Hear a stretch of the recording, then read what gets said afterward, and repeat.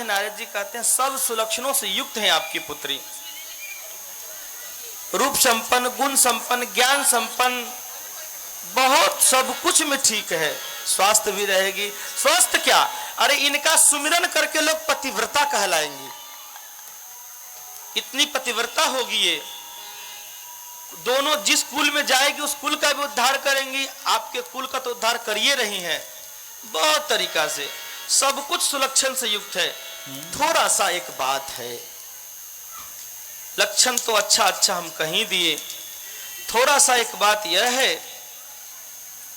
कि इनको जो पति मिलेगा ना, थोड़ा सा ऐसा हमें दिख रहा है इनके हस्तरेखा में कि योगी मिलेगा, साधु की तरह मिलेगा, है ना, बौरा मिलेंगे, जटिल मिलेगा, जटा वाला मिलेगा। कौन सी वाला मिलेगा? जटा वाला मिलेगा। अकाम मिलेगा, उनके मन में कोई कामना नहीं होगी, उनके मन में कोई कामना नहीं होगी।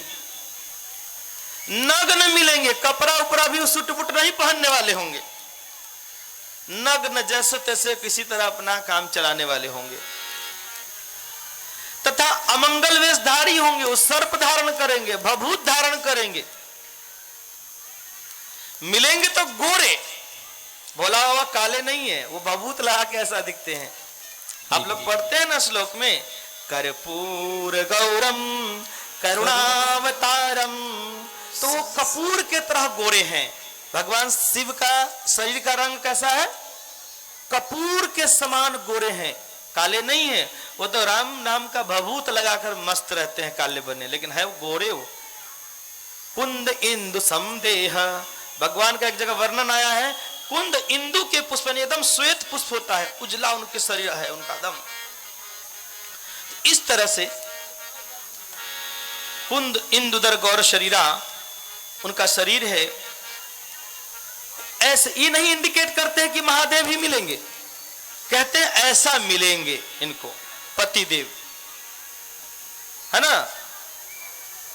कहते हैं योगी जटिल अकाम मना नगन अमंगल वेश, अस स्वामी यही कह मिलही परिहस्त असिरेख। इनके हाथ में ऐसा रेखा बना है कि परिहस्त असिरेख, योगी जटिल अकाम मना नगन अमंगल वेश, अस स्वामी यही कह मिलही परिहस्त असिरेख। ऐसा हस्त में रेखा है, हाथ में रेखा है। ऐसा कहने पर सब लोग बड़ा चिंतित हो गए कि भाई कहां हिमवान की पुत्री राजकुमारी, और उनको मिलेंगे ऐसे सन्यासी बाबा, जोगी बाबा, भभूति बाबा, जटाधारी बाबा, हैं? थोड़ा सूट नहीं करता है दिल, थोड़ा सबका एक और खुश भी थे लोग कि अच्छा, सब कुछ बहुत अच्छा अच्छा है, एक और थोड़ा सा अशुभ बता दिए, लोग बड़ा चिंतित होने लगे। कहें कि भाई चिंतित तो थे ही, लेकिन मन ही मन माता पार्वती जी समझ रही थी, याद की, मन ही मन समझ रही थी कि इस तरह के वेश तो महादेव के हैं, हमको तो महादेव ही मिलेंगे।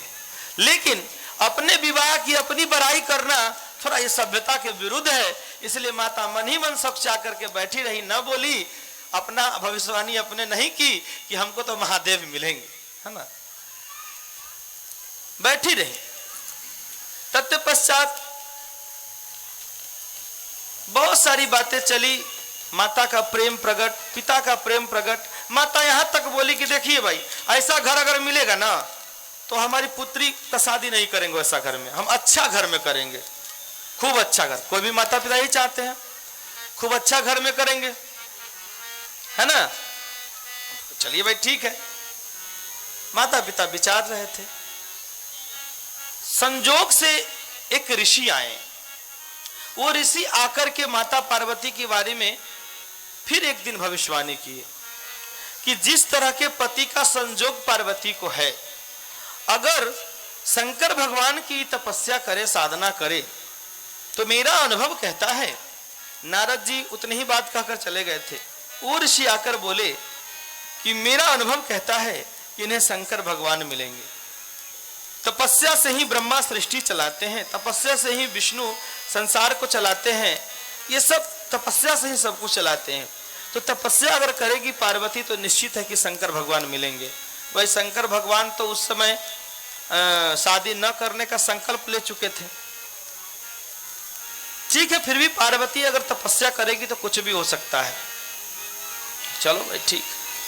पार्वती जी मन में मन सोचने लगी कि नहीं ठीक है, हम तो तपस्या करेंगे, और अपने माता पिता को पार्वती जी समझाने लगी कि देखिए हमारा तपस्या करना अनिवार्य है, तपस्या हम करेंगे, महादेव जी अगर हमको मिलेंगे, ऋषि ऐसा बोले हैं।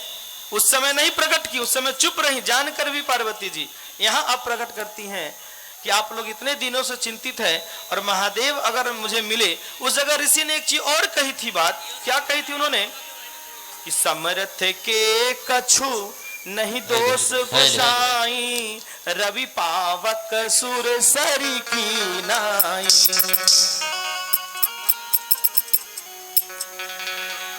कि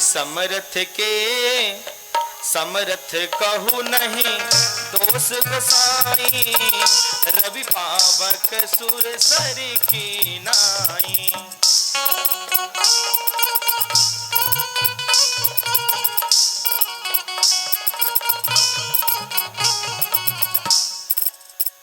बोलिए श्यावर रामचंद्र की। क्या कहते हैं कि समर्थ, अगर शिव जी, ऋषि कहते हैं कि अगर शिव जी से शादी और इनकी हो जाए तो शिव जी समर्थवान है। जैसे विष्णु भगवान नाग की सैया पर सोते हैं, फिर भी उन्हें कोई खराब नहीं कहता। आप लोग अगर सांप पर कोई भी प्राणी सोना शुरू कर दे तो अच्छा कहेगा? नहीं कहेगा। लेकिन विष्णु भगवान सांपे पर सोते हैं, फिर भी उन्हें नहीं कहा जाता। ठीक, आगे उपमा देते हैं, रवि सूर्य भगवान सब चीज का रस ग्रहण करते हैं, आकाश मार्ग में सोखते हैं, अच्छाई बुराई गंदगी, अच्छा जगह से अच्छा जगह, बुरा से बुरा जगह, सब जगह का वाष्पीकरण वहां पहुंचता है, फिर विलीन हो जाता है, ऊपर की ओर जाता है। फिर भी सूर्य अपने प्रकाश के कारण ही सोख पाता है, फिर भी सूर्य को कोई बुरा नहीं कहता। कहते हैं पावक, अग्नि में नाना प्रकार की चीजें पकाई जाती है, फिर भी उसे अशुभ नहीं कहते हैं। और सुरसरी, गंगा जी में लाश भी बहाया जाता है, नाना प्रकार के फैक्ट्री के पानियों बहाया जाता है, उसके बावजूद भी गंगा जी में लोग स्नान करते हैं और जल चढ़ाते हैं और पवित्र रहते हैं, पवित्र मानते हैं। क्या उनको कोई बुरा मानता है? नहीं मानता है। ठीक उसी तरह से महादेव का अगर ऐसा वेश है तो महादेव सामर्थ्यवान है ना, महादेव सामर्थ्यवान है। बोलिए श्यावर रामचंद्र की। एक और बात ध्यान रखिएगा, अभी आप लोग जाइएगा नहीं, आधे घंटा में हम लोग कथा को विराम देंगे और महादेव के विवाह के शुभ अवसर पर भंडारा बना हुआ है, सब लोग को भोजन करके जाना है। ठीक है, बोलिए श्यावर रामचंद्र की। सब लोगों को भोजन करके जाना है, आज महादेव का विवाह है, इस भाव से उनके भंडारा में, बाराती में। अब आगे माता सती जी सब कुछ समझ जानकर पार्वती जी तपस्या करने चली जाती हैं, अपने पिता को बढ़िया से समझा के माता को। उसी तपस्या के आधार पर आप लोग हरितालिका व्रत करते हैं, हरितालिका व्रत करते हैं ना, हैं, जिसे तीज भी कहते हैं, उसी सिद्धांत के आधार पर। तो वो चली गई, तपस्या की, बहुत वर्षों तक तपस्या की है।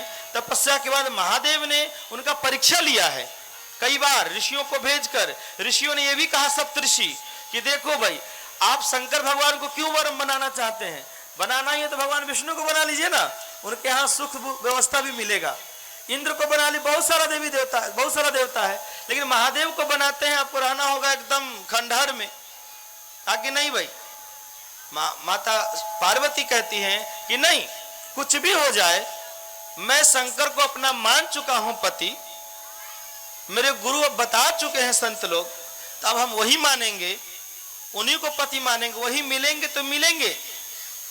बरऊ शंभुनता रहूं कुमारी, मैं कुमारी ही रह जाऊंगा, मंजूर है। कहा कुमारी तो रहना ही पड़ेगा आपको, इसलिए कि वो तो विवाह न करने का संकल्प ले चुके हैं। बहुत इनकी परीक्षा हुई, बहुत तरह से ऋषियों ने इनका परीक्षा लिया महादेव के आदेश से। महादेव आदेश भेजे थे कि भाई कि मेरे लिए तपस्या कर रही है तो जाके थोड़ा वाच करिए, परीक्षा लीजिए। इधर शादी जिस समय वो नहीं करना चाह रहे थे, उस समय का बहुत अच्छा प्रसंग है कि सारे देवता मनाकर हार गए कि शादी, फिर भी वो नहीं तैयार हो रहे थे। लेकिन उनके इष्ट देव गए, कौन? राम जी अपने दिव्य रूप में गए, दशरथ नंदन रूप वाला में नहीं, अपने अलौकिक दिव्य रूप में गए हैं। शंकर भगवान को बोले हैं कि आपका शादी करना जगत के कल्याण के लिए अच्छा है। तब जो है सो शंकर भगवान स्वीकार किए हैं। इसलिए वही उसी जगह कहा गया है